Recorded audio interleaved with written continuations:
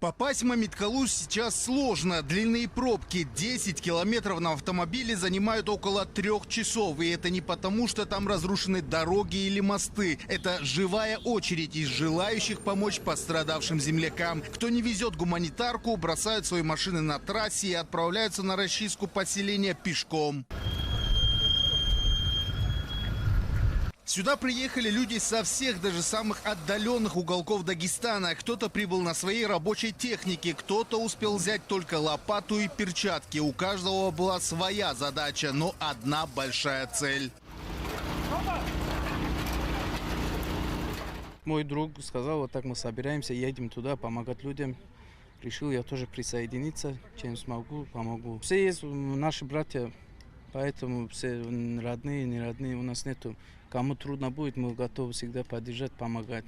Работы здесь много, поэтому важен каждый волонтер и доброволец. В Мамиткале после прорыва участка дамбы оказались затоплены сотни домов, десятки уничтожены. После того, как вода полностью ушла, люди находят погибший скот и машины, занесенные потоком воды в огороды. Ну и, конечно же, нужно было помочь людям очистить от ила и грязи хоть какие-то уцелевшие дворы и комнаты. Это дом, в котором я провел большое количество времени в детстве. Это дом моей родной тети. У нее был большой, красивый огород, много деревьев. Ну а сейчас это куча глины и мусора. Более того, если снаружи кажется, что сам дом устоял, то это не так. Внутри картина кардинально меняется.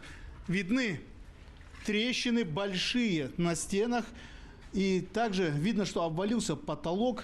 Ну, вот здесь вот это все прекрасно видно, упали несущие сваи. Работаю строителем 30 лет. Этот дом невозможно восстановить. Его разбирать опасно, его только надо снести. Подобная ситуация и в домах по соседству. Люди с самого утра пришли разбирать завалы. Из нажитого мало что осталось. Все, что можно было вынести, вынесли, но все в мусорку.